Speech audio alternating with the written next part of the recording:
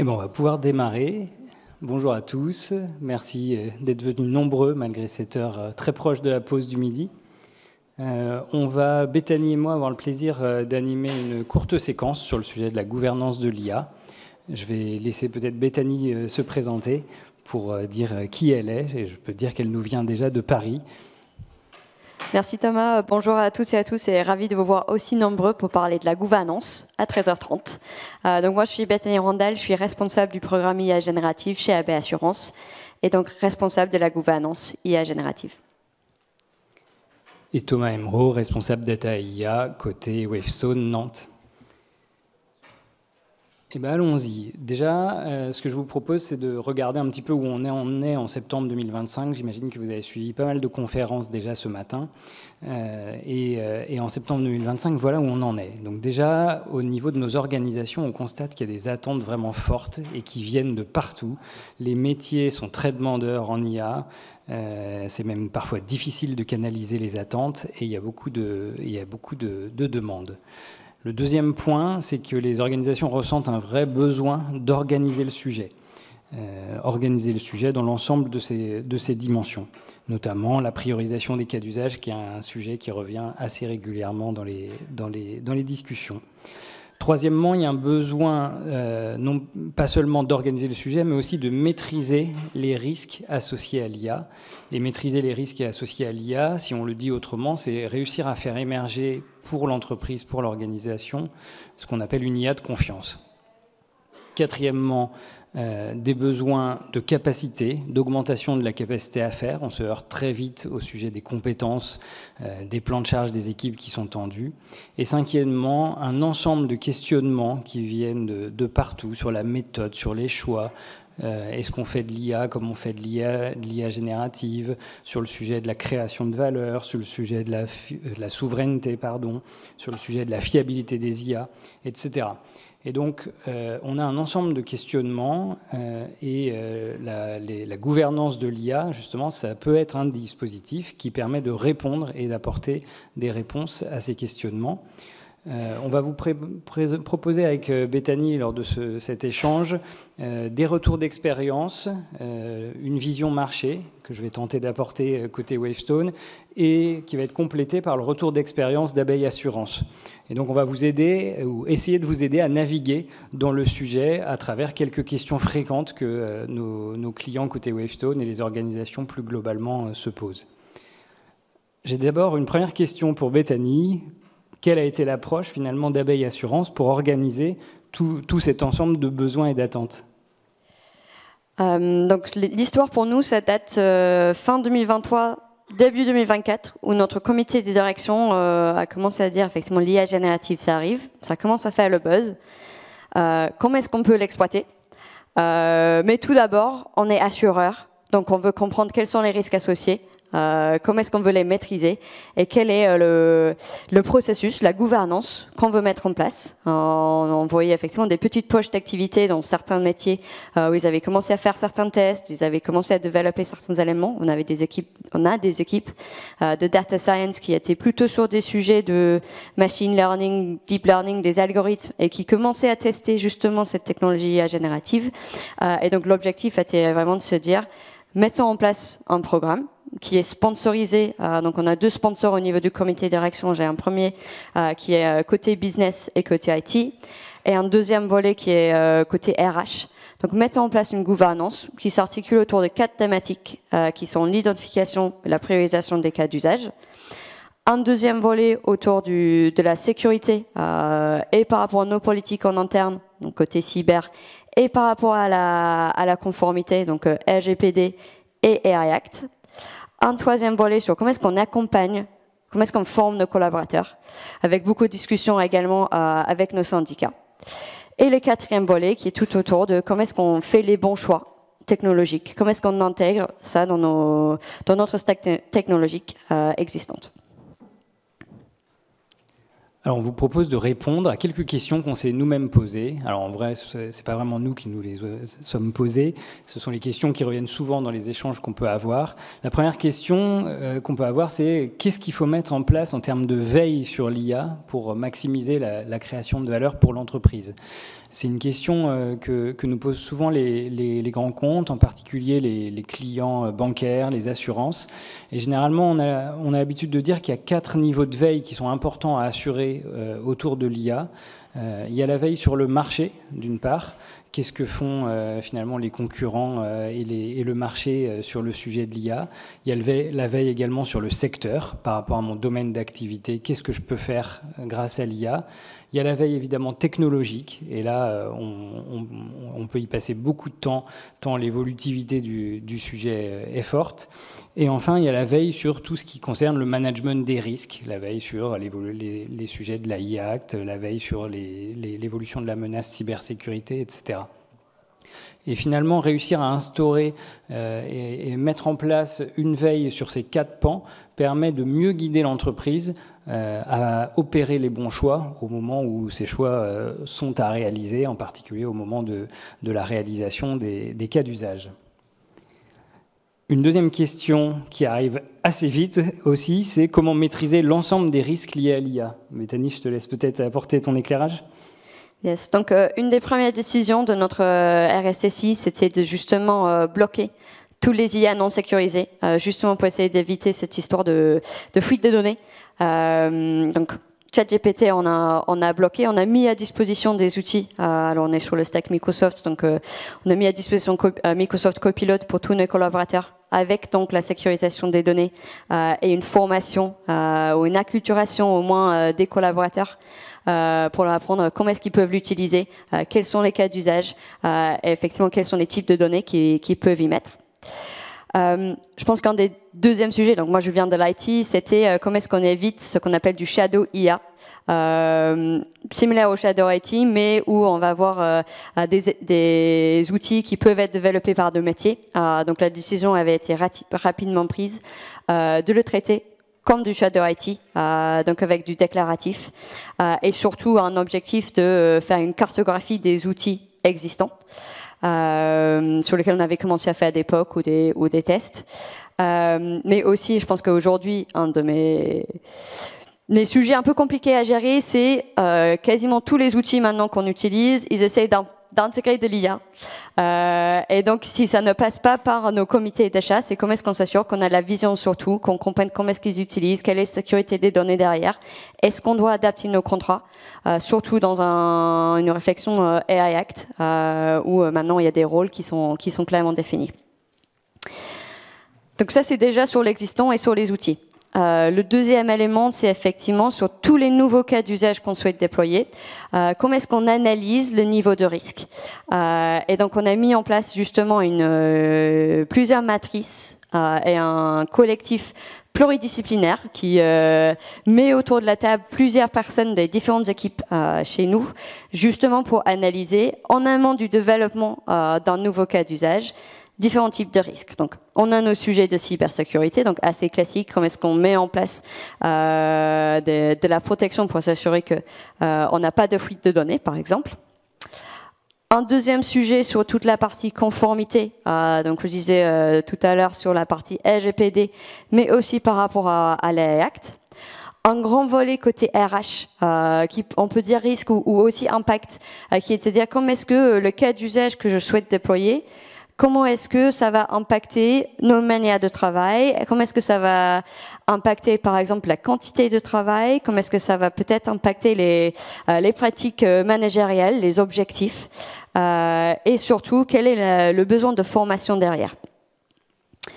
Ensuite, on a un volet tout en bas sur la partie RSE. Alors, c'est assez compliqué à évaluer l'impact environnemental, mais on essaie de au moins se poser la question, est-ce qu'on a des informations sur l'impact environnemental du cas d'usage qu'on souhaite déployer? Alors, c'est souvent sur la taille du modèle qu'on va utiliser.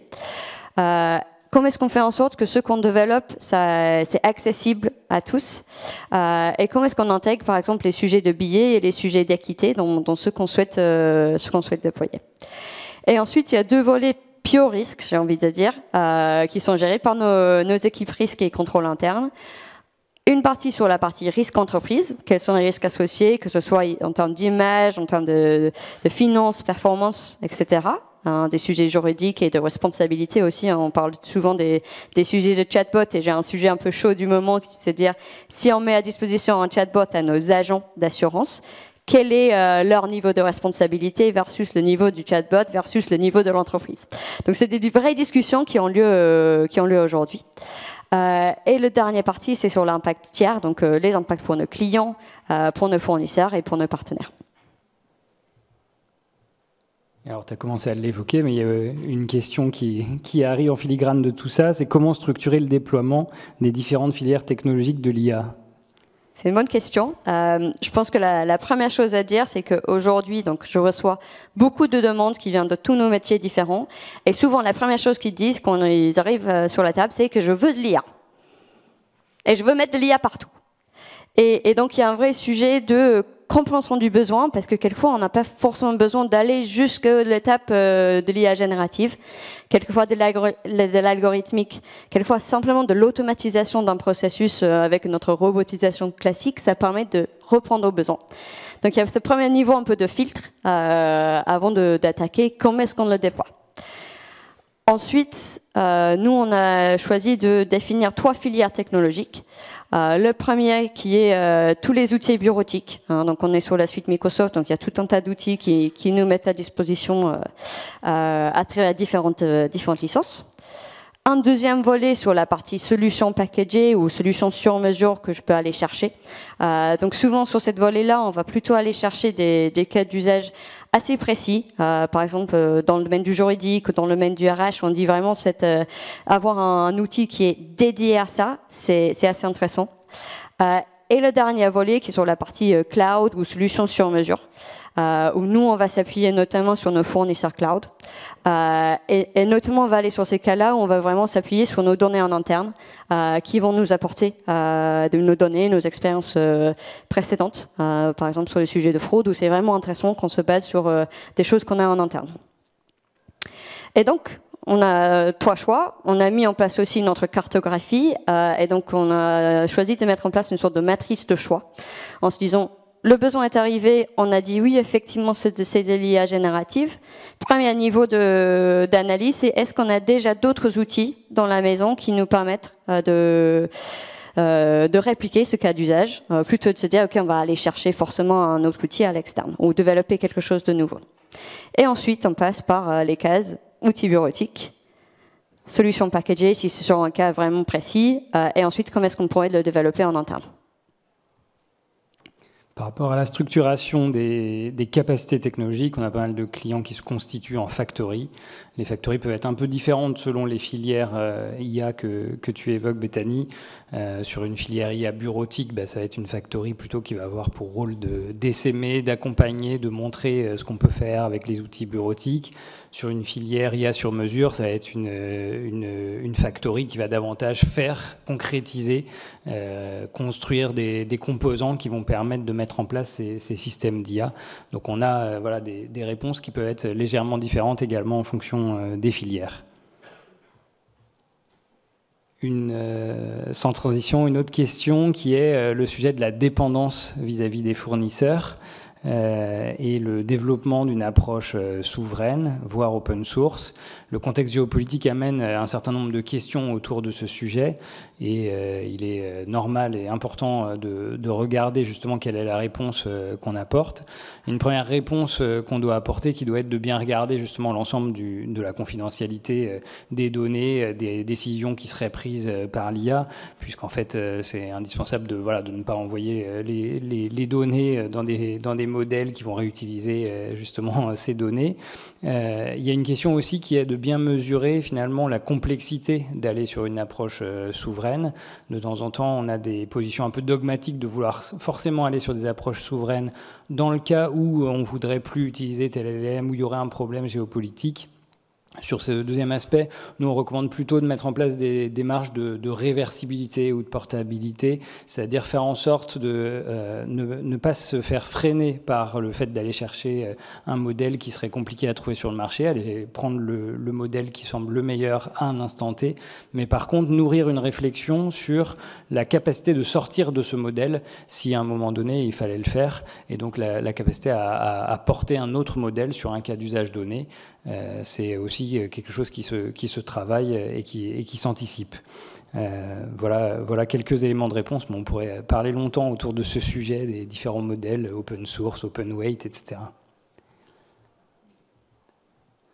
Une autre question qui peut affluer à la porte de la gouvernance IA ou de la responsabilité d'un programme IA, c'est finalement comment développer les compétences des collaborateurs.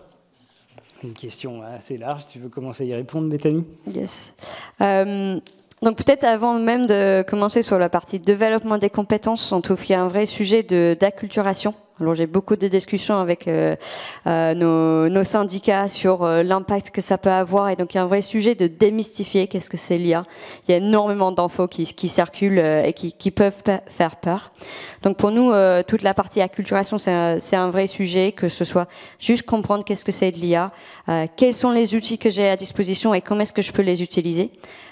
Souvent, ça commence par réfléchir sur comment est-ce que je peux utiliser un copilote ou ChatGPT dans ma vie perso, qui permet derrière de pousser plus sur les réflexions sur comment est-ce que je l'utilise dans ma vie professionnelle. Donc, comme je travaille beaucoup avec les équipes RH, ils ont un principe de formation qui est de 10% de formation en salle ou en formation e-learning. Donc, on a mis à disposition une série de modules d'e-learning pour nos collaborateurs sur 5 thématiques. 3 thématiques vraiment de base, de comprendre qu'est-ce que c'est l'IA, donc b.a.-ba de l'IA. Un deuxième élément sur toutes les enjeux de sécurité, de propriété intellectuelle, pour que ça ait de commencer à sensibiliser nos collaborateurs sur ce sujet-là. Et un troisième volet qui est sur la partie environnementale, impacts sociétaux de l'IA. Et ensuite 2 modules un peu plus poussés sur qu'est-ce que c'est Copilot, qu'est-ce que ça me permet de faire, et un sujet qu'on appelait prompt avancé, mais c'est plus comment est-ce que je peux l'utiliser vraiment dans mon quotidien, pour m'aider dans mes tâches un peu de tous les jours. Donc il y a une série d'e-learning qui est mise à disposition. Ensuite, le 20%, c'est plus sur devoir faire ou de réfléchir. Donc, on a fait un hackathon l'année dernière, sur lequel on a travaillé sur 5 cas d'usage qui avaient été poussés par les équipes métiers, et dont l'objectif était dans 3 jours de développer un prototype. Et donc là, on a fait le hackathon l'année dernière, et là, on commence à voir les premiers cas d'usage qui sont déployés. Et ce qu'on voit sur cette partie-là, c'est qu'il y a un vrai sujet d'accompagnement au changement. Même si les métiers viennent, ils nous disent « Oui, j'ai une super idée, je veux développer un outil ». Et ils sont super demandeurs et ils veulent absolument participer.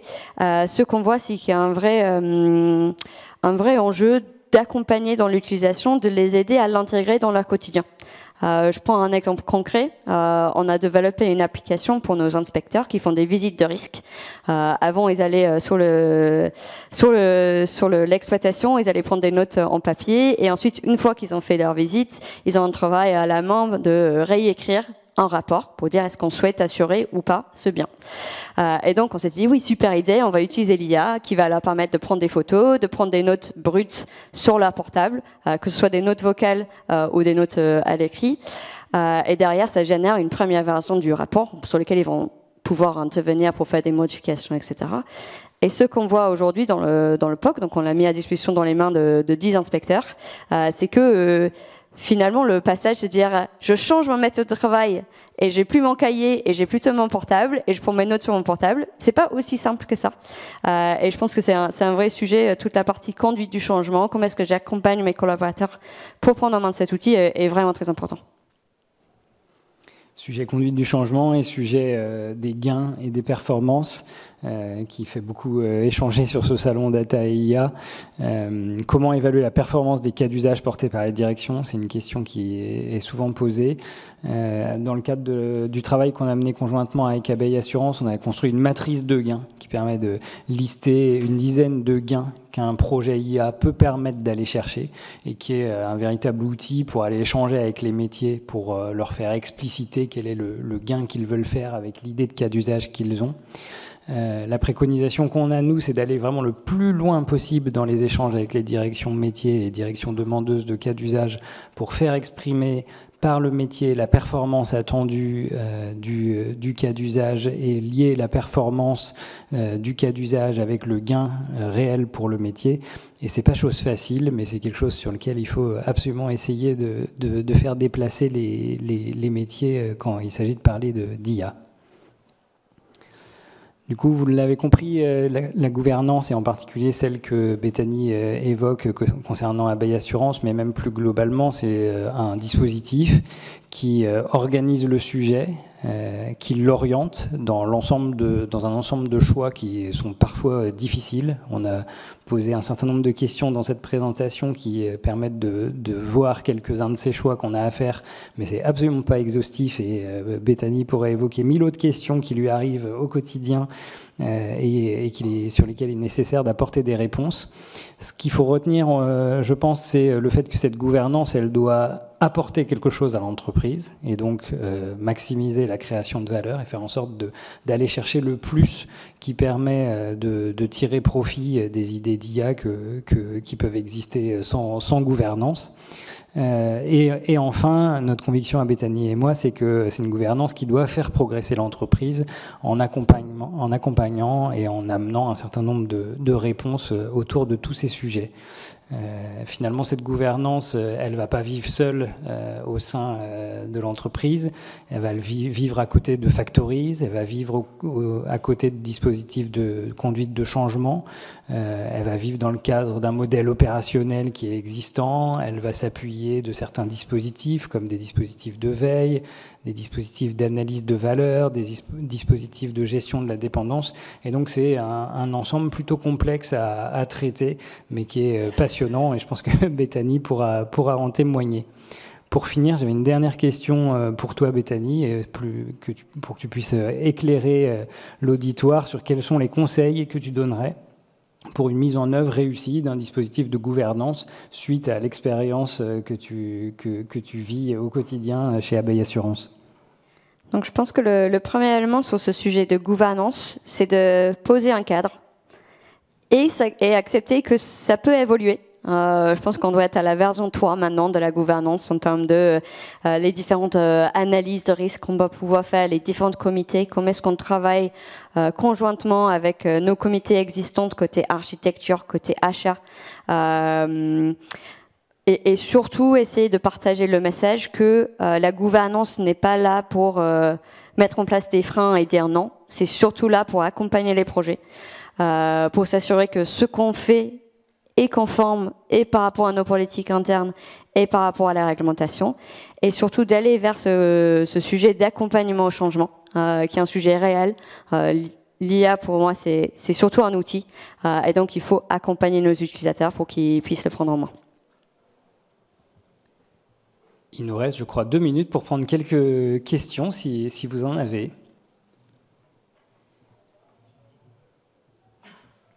Allez-y, oui. J'espère que vous avez une voix qui porte bien.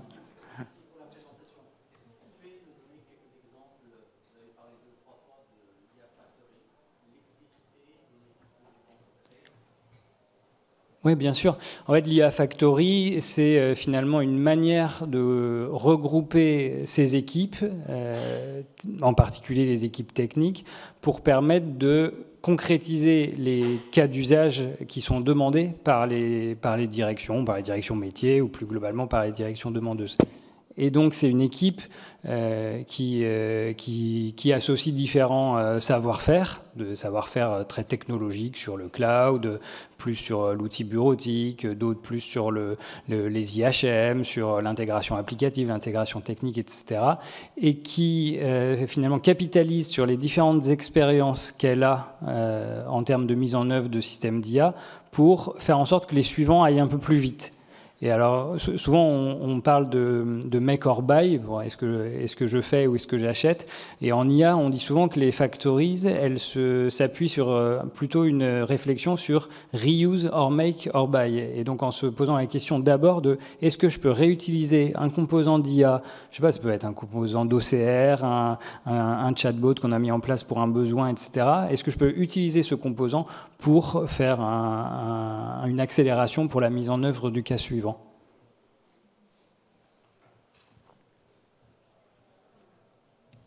Est-ce qu'il y a d'autres questions? Oui. Du coup, souvent, ce que vous avez observé dans ces IA Factory, on est sur des détachements avec un pourcentage de TP libéré ou on est sur des équipes dédiées à 100% sur le déploiement et le développement de ces systèmes IA? Je peux commencer à répondre, n'hésite pas à compléter si tu veux, Bethany. Ça dépend de la taille de la structure déjà. Sur les grandes structures, c'est généralement des équipes détachées, oui. Et ça dépend aussi d'autres choses, du moment ou du chemin que l'entreprise a déjà fait dans cette voie. Au début, on est plutôt dans le fait de bloquer des bouts de personnes et de compétences pour commencer à construire cette capacité. Et puis progressivement, on vient construire une vraie capacité avec des équipes qui sont là et dédiées à cette IA Factory. Exactement. Donc chez nous, on a surtout des équipes qui sont dans des lignes verticales et sur lesquelles on va les appuyer pour développer certains éléments. Mais je pense que s'il y a un vrai sujet de passage à l'échelle, c'est à ce moment-là où les sujets de factory, on va vraiment avoir un squad ou une équipe dédiée. Ça commence à se poser. Merci pour vos questions. On vous propose de s'arrêter là. Néanmoins, si vous avez d'autres questions, on vous invite à rejoindre le stand numéro 37. Merci.